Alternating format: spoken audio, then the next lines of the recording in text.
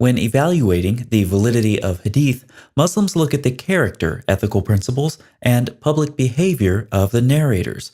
On your screen is an academic source and a popular level source, both illustrating these points. However, when looking at the character, ethical principles, and public behavior of Muhammad, one can't help but notice an inconsistency. After all, why is the character of a hadith narrator so relevant when you accept Muhammad as a true prophet, given that Muhammad is consistently portrayed in authentic hadith as unintelligent, untrustworthy, and repulsive? But before we get to the hadith, let's start with a story that's been suppressed due to modern Muslim apologetic concerns. In his Princeton PhD dissertation, Shahab Ahmed said, "This study concludes that the Satanic Verses incident constituted a standard element in the historical memory of the Muslim community in the first 150 years of Islam, and was recorded by almost all prominent scholars working in the fields of tafsir and Sirah Maghazi. Further, the Prophet's own characterization of his error is remarkable for its choice of words. I have obeyed Satan and spoken his words, and he has become a partner in God's matter with me." The use of the verb sharika immediately associates the Prophet's error with the concept of shirk, the cardinal sin of sharing partners with God. And in a later monograph, the Satanic Verses incident constituted a standard, widely circulated, that is, no less than 50 historical reports, and generally accepted element in the historical memory of the Muslim community on the life of Muhammad in the first 2 centuries of Islam. In other words, the universal rejection of the Satanic Verses incident by Islamic orthodoxy today represents the rejection of something that was held to be true by early Muslims. According to dozens of early Muslim reports, Muhammad couldn't tell the difference between a revelation from Allah and a revelation from Satan. Wow, that's embarrassing. And supposedly it's all about character and trustworthiness for Muslims when it comes to evaluating their sources. However, unlike a hadith they don't like, they can't simply discard Muhammad. So instead, modern Muslims have to deny this incident ever happened. Let's look at another example that calls Muhammad's character seriously into question. Muhammad was bewitched, predictably by a Jew according to some traditions that describe the story. Apparently, Allah couldn't protect his prophet from Satan's influence. Thankfully, Muhammad was able to break the spell by appealing to magical means himself, at which point he was freed from the spell which had caused him to believe he had engaged in certain sexual acts when he actually had not. Muhammad was also suicidal. After Waraka died, Muhammad didn't have anyone else to teach him his apocryphal gospels so that he could mistake them for the actual gospel in the Quran.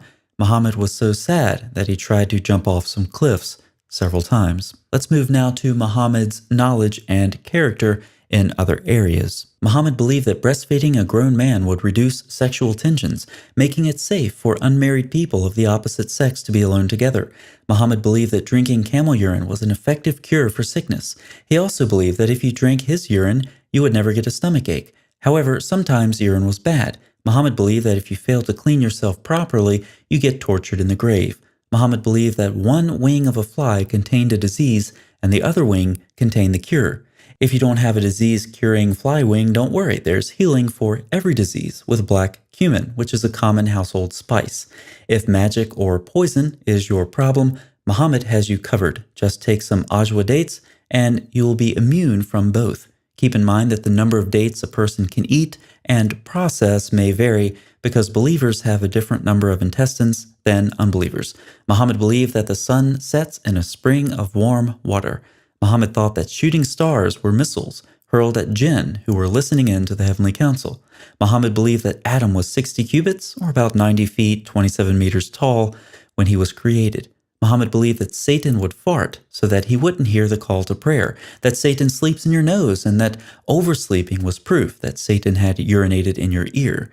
Muhammad believed that a child would resemble whichever parent discharged first during sexual intercourse. Speaking of discharges, Muhammad himself was very concerned about cleanliness, even letting his child bride scrape dried semen off of his clothes. Other times he was not so worried about cleanliness or venereal disease because he would sleep with all of his wives in one night without bathing until it was all over. Speaking of intercourse, Muhammad had intercourse with a girl so young that she was taken from a swing set with her dolls for the event. She is frequently described as an immature girl in Muslim sources. But Muhammad did not like all girls. In fact, he ordered 2 girls who used to sing satirical songs about him to be executed. Not limiting himself to his wives, Muhammad also had intercourse with his slave girls because they were his property. Not limiting himself to his wives or his slave girls, Muhammad also married the former wife of his adopted son. Muhammad said women are the majority of hell, in part because they lack common sense. Aisha, Muhammad's child bride, commented that Muhammad put women on the same level as dogs and donkeys. But remember, a person's character and trustworthiness must be taken into account when evaluating Muslim sources. But Muslims, does what you just heard sound like a trustworthy person of good character and sound mind? No, the person of Muhammad as described in the Muslim sources has become largely indefensible in the modern world.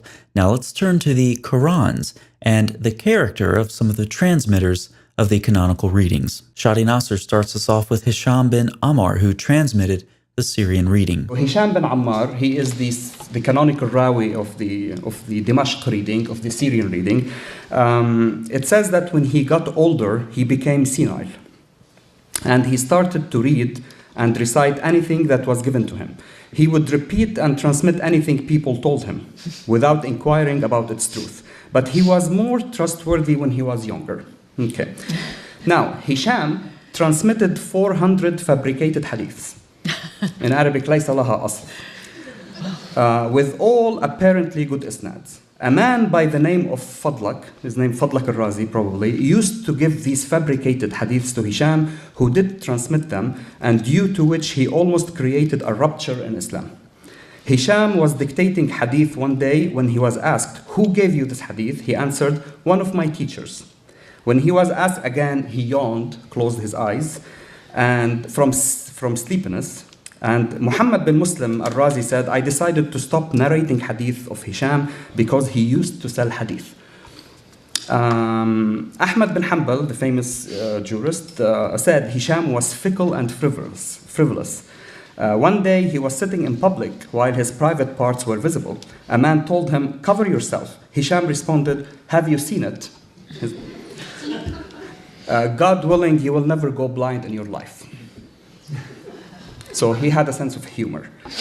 Ibn Hanbal said one must repeat the prayer if it was led by Hisham. Hatun from DCCI has been able to acquire 7 different readings, all claiming to be based on this Hafs an Azim recitation. That is the standardized Quran that's used in the vast majority of the Muslim world. But what do the Muslim sources say about these characters? What do the sources say about Hafs? And what do they say about Azim? Talked about Hafs an Asim. Let me read also for you. And this is again Hafs an Asim, the standard and canonical again version of most Muslims today. It says that Ahmad bin Hanbal said that his hadith, the hadith of Hafs, was not to be transmitted. Ibn Ma'in stated that he was not trustworthy, while Al-Madini, those are all hadith critics, said that his hadith was weak and should be abandoned. Al-Bukhari said the hadith transmitters abandoned Hafs's hadith, tarakuhu, and An-Nasa'i confirmed that his hadith must neither be learned nor written down. Other critics said that all his hadith were manakir and bawatil in Arabic. They were all fabricated and they were all forged. Not only was he untrustworthy in hadith, but it was reported that his colleague Shu'bah was more reliable than him in Quran. And then we have some reported that Hafs was a better reciter than Shu'bah, but he was a liar, kadhab. And this is Hafs. So this is how Hafs is, was depicted in biographical information. Same with Asim. I will not also read that, but I have a very beautiful quotation here from someone who said, anyone whose name was Asim had bad memory. So if your name is Asim, it means you can't memorize things. And again, this is the most important canonical rawi, i.e. transmitter of the Quran. Indeed, we have some questions for Muslims. The same comments we have these kind of derogatory comments in the biographies of the what we call the canonical readers. And again, the question is why Muslims still thought it was okay to transmit the Quran, which is the most important document, of course, in Islam. Why they still trusted Hisham, and why they trusted Hafs, and why they trusted Asim. So let's clearly articulate the hypocrisy. When Muslims encounter hadith they don't like, they'll find some reason to discard them. Now, frequently, they'll use criticism of a narrator in the isnad to do so. However, when it comes to the Qurans, criticisms of the canonical reciters abound in Muslim sources, yet Muslims do not question the authenticity of the canonical readings. So Muslims both do and do not critically examine hadith and Qurans. They will pretend to apply critical scrutiny to hadith in attempt to discard hadith that impugn the character or reliability of Muhammad, but they can't apply that same methodology to the transmitters of their Qurans, because it would seriously call the canonical readings into question. And doing that, as a Muslim, can have serious consequences. Thanks for watching.